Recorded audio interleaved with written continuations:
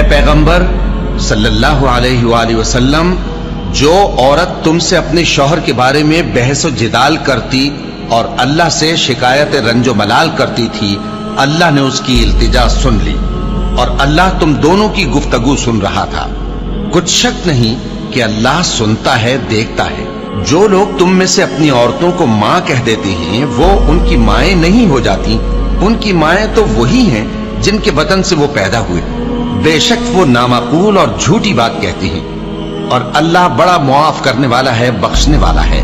اور جو لوگ اپنی بیویوں کو ماں کہہ بیٹھیں پھر اپنے قول سے رجوع کر لیں تو ان کو قربت سے پہلے ایک غلام آزاد کرنا ضرور ہے۔ مومنو، اس حکم سے تم کو نصیحت کی جاتی ہے اور جو کچھ تم کرتے ہو اللہ اس سے خبردار ہے۔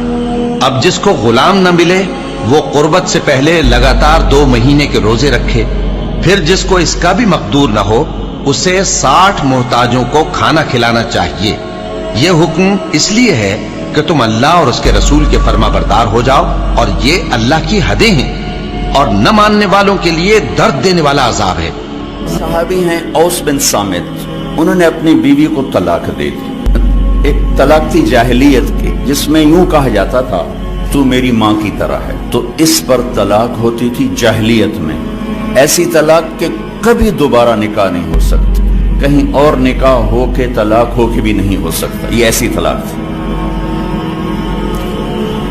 وہ آئیں دوڑی دوڑی اللہ کے نبی کے پاس، رسول اللہ، حضرت عائشہ کنگھی کر رہی تھی، یا رسول اللہ میرے خامن نے مجھے کہہ دیا تو میری ماں کی طرح ہے، اب کیا ہوگا؟ تو چونکہ شرعی حکم موجود نہیں تھا، آپ نے رواج پر فرمایا خولا، طلاق ہو گئی۔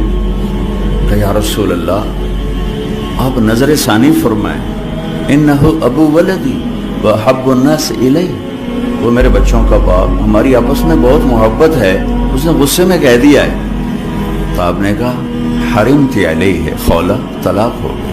ان کا یا رسول اللہ اکل مالی وافنا شبابی ونثرت له بطنی وتفرق اہلی، یا رسول اللہ میرا بڑھاپا آ چکا ہے، میرے ماں باپ مر چکے ہیں، میرے چھوٹے چھوٹے بچے ہیں، میری جوانی ختم ہو چکی ہے، مال میرے پاس کوئی نہیں، اگر یہ طلاق ہوتی تو میں کہاں بیٹھوں، مجھے کون سہارا دے گا؟ تو اب چپ ہو، چونکہ وہ منوانا چاہتی، ابھی وہی کوئی آئی نہیں، آپ نے قانون ماحول رواج کے مطابق فیصلہ دے دیا ہے، تو آپ خاموش ہو گئے۔ حضرت عائشہ کنگھی فرمائی، اللہ اکبر۔ جب اس نے دیکھا کہ آپ چپ ہو گئے تو کہنے لگی اچھا آپ نہیں سنتے، میں آپ کے رب کو سناتی۔ اللہ کے نبی کہہ رہے ہیں طلاق ہو گئی، وہ کہہ رہی اچھا میں آپ کے رب سے بات کرتی ہوں۔ اس نے وہیں ہاتھ اٹھائے، اللہم انہم لی منہ صبیۃ صغار، اے میرے رب میرے چھوٹے چھوٹے بچے، ان ضممتہم الی فضاجع، میں اپنے پاس رکھوں تو روٹی کہاں سے کھلاؤں، ان ضممتم الیہ فضاع، باپ کے پاس چھوڑوں تو تربیت کون کرے گا؟ یا اللہ، اب ذرا غور کی، یا اللہ اپنے نبی کی زبان پر میرے حق میں فیصلہ اتار۔ یہ نہیں کہا کہ اللہ تو اپنے علم کے مطابق فیصلہ اتار، تو اپنی شریعت کے مطابق فیصلہ اتار۔ میرے رب میرے حق میں فیصلہ اتارنا، میں بچوں کو کہاں لے جاؤں گی، میں بڑھاپا کہاں گزاروں گی؟ تو ایک دم اللہ کے نبی پر وحی،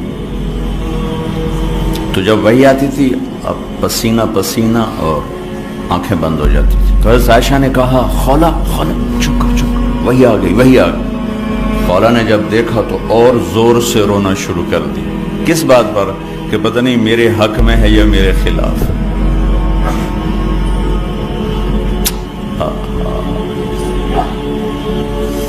جب وحی ختم ہوئی تو آپ نے پسینہ پہنچا اور مسکراتے ہوئے فرمایا خولا تجھے مبارک ہو، اللہ نے تیرے حق میں فیصلہ دے دیا۔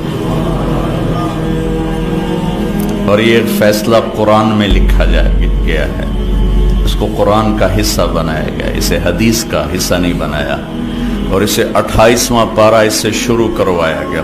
28واں پارہ سورہ مجادلہ، نام ہی مجادلہ رکھا، مجادلہ جھگڑا کرنے والی عورت، جھگڑا کرنے والی، اللہ کے نبی سے جھگڑا نامی مجادلہ ہے.